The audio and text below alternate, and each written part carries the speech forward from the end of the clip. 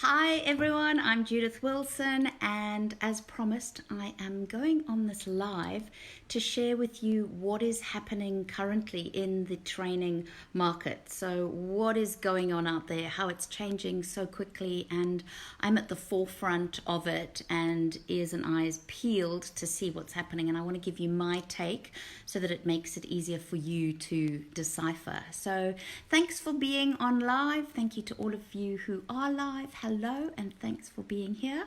And hello to anyone who's watching this at a later stage. I know you're going to get lots of valuable information, and I will keep doing this for you to keep you updated on everything so that you don't have to figure it out for yourself. So I want to start with a great story I heard this week, and I think it's more pertinent than ever before. And it's a story about during Christmas time, the family all got together and the daughter is cutting the ham, and before she's cooking it, she's going to cook it, she cuts off both ends of the ham. And someone new to the family says to her, gosh, why are you cutting off the ham like that? And she says, oh, it's just something we've always done. It's a family tradition. That's what my family does. And he thinks, oh, okay. So he goes to her mum and he says, I'm interested. Why do you cut off both sides of the ham? And she says, oh, I don't know. It's just something we do as a family. We always have and we always will. He thinks, okay. So he goes to her mother, the granny, and says, do you also do it? And she says, absolutely. I always do it. As a family, we always have. That's just the way it's done. And it's only when he goes to the great granny and says, oh, there's a thing where they cut off both sides of the ham before they cook it. Do you do that? And she bursts out laughing and she says, yes, of course. I started doing it, but it was only because the pot was too small. And so in those days, of course, the pot was too small. They had to cut off both sides. And since then, pots have become big and you can get big pots of any size. So there is no credible way in which we needed to cut off the sides of the ham. And it's a great metaphor for just because things have been done that way doesn't mean we should keep to, we got to do things only that way. And I think in training, we've got to change. And this is a great opportunity to say, just because live training might have been the way we've always done it, if we are necessarily live trainers, then don't stick to that. Let's adapt and see if things can be even better doing it virtually, doing it in various different ways. So in this session, let me go through 4 key things immediately that I feel are working now and what we need to tap into as far as course subject matter. Number 1 is anything that's going to give immediate help to organizations, to corporates. And immediate help is, the problems that they're facing right now. So anything to do with technology, if you can help them with Zoom etiquette and with how to, use Microsoft Teams and anything like that for any of the platforms, do's and do nots, how to prevent everyone from talking over each other and doing various things from an etiquette point of view of how do we navigate this online type system, anything along those lines are great. Then also anything to do with the problems they're having as a team and feeling as a team and communicating, because they might be so used to chatting to each other in the office and now suddenly they're at home and a lot of distance. So what do we do for the virtual team and make them tick? And communication. So how do we make sure that communication doesn't die a death because we are all distanced now? So those I think are pertinent, and it's one sector that if you can help with it, they're hot and heavy for it, which is great. Okay. Secondly, courses already planned. So we had a great example of this week where an organization contacted us and said we were already going to run customer service training. It was on the plan, it was on the cards, and I think we should still carry on. And she had a great take on it because she said it's going to be a beautiful team morale booster right now to do training. They're all going to come together for a common purpose of go through training that we had already scheduled, and now we're going to make it virtual training. So what we're doing is dividing a full day course into 3 2-hour sessions. And everyone's going to come on virtually. We're going to use Zoom for this one, and it's for an association, and we're going to cover customer service over 3 sections, and we've adapted the course that we would normally run to a virtual training course. Okay, so that's the number 2. Number 3 is conferences and away days. Teams need to come together, and more than ever they need to be able to communicate together. And so most organizations have planned away days and planned conferences, and those now need to take place virtually, remotely in some way. And so for these, I would suggest it's often going to be a live stream that you deliver rather than putting too many people. You know, if you're wanting live stream, it's like a TV.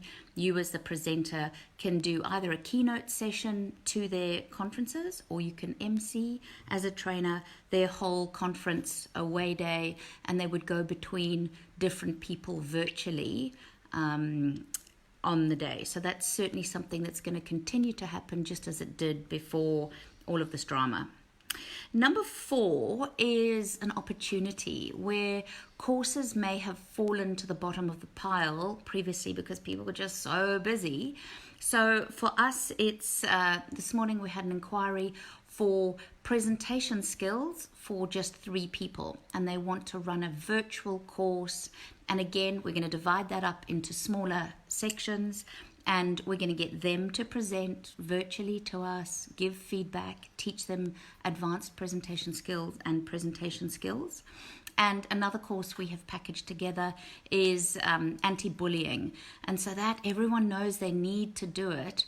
And in some places it's actually legal. In some states in Australia, you're legally required to have trained your people in some form of anti-bullying. And so we could either do this virtually, or we could do this online. So virtually, where you talk the group through, or online, where you're packaging it up once, you're putting together a course on something like anti-bullying. And then the great thing is, if it's an online program, you don't physically need to be there. You can sell it to organizations to run, even with a license, to their people that they employ. So that's a great way of doing it. So for courses that fall to the bottom of the pile and they didn't get round to it, now's a gorgeous opportunity for people to do training. So I promised to share some of the practical things of what I found. Yesterday, I ran a live stream training session for a government department. And I'm a perfectionist with training. I wanted it to be absolutely amazing, and they gave great feedback. They loved it, but for me, it wasn't on a par with what my live training would be. And I want to give you some of those key insights because I want you to be aware of them, because if we're aware, we're forearmed if we know these things. So live stream, they did a live stream, but it was literally a video for a big audience. And it's fine if you're going to do a presentation that way. I attended a live stream this week, and at the peak it had 1,900 people, so it was big, and it was very one-way presenting, which you have to do when you've got 1,900 people on it. They were set up to have comments on Facebook, so if people had questions and comments, they could go through Facebook. But yesterday's group that I did didn't have that, so it was very much one way. And that, of course, is not training. That's bad training if you're just giving it lecture style. And every fiber against that in me fights that. So live stream, the problem I found yesterday is they weren't set up for any sort of chat, any sort of interaction, hands up, any of that you would get when using something like Zoom. So for training, I find virtual training like Zoom much easier in that you can ask for everyone's contributions. They're writing in the chat box. They're letting you know if they have a question. You can call out and control. Whereas the problem that occurred yesterday is when I made it interactive and asked questions, everyone was either silent or everyone spoke at once, and you had everyone contributing and no one knew that it was their turn to contribute. And so it became messy, and you're like, oh, I don't want it. And then they feel bad, and then they think, oh, well, I'm not going to contribute again because I was talking over someone else.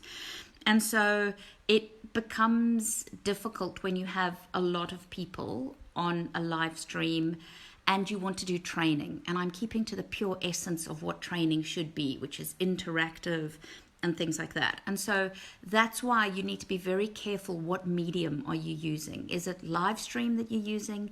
Is it virtual that you're using?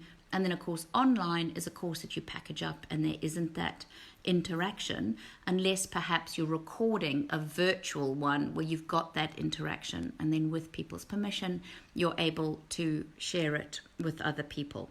Okay, so that is some of the challenges that I wanted to highlight around the different ways that when we're delivering, we've got to be really clear and check with the client, what do they actually mean? Because a lot of people are using different words. They're saying online, but they're meaning remote, or they're not knowing the difference between virtual and online. So it's really good that we're leading the pack and saying very clearly, these are the differences. And as the trainer, we've got to guide the client and say, okay, are we having any form of feedback? Are we going to use a chat box? How are we going to do this? Because my client yesterday we were guinea pigs. They had never done this before. And so all of the questions I were asking before were guiding them, but they didn't have the IT set up to change it and to create chat boxes. So I want you to be aware of when to advise them to do live stream and when to advise them to do virtual, and when it might just be easier to do online. Okay, I know that will have been helpful. Thank you so much for being on, and please write me the questions. I'd love to hear your experience of what you found and which you're going to get into, and if you're already doing some of them and trying them out, how they're working.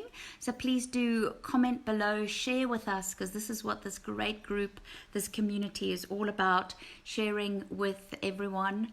And I'm going to keep you informed all of the time. Next week, going to give you more gold on training as it takes shape. I'm here to share it with you, and we are going to go stronger ahead because we've been able to pivot and include online, virtual, and live stream remote training.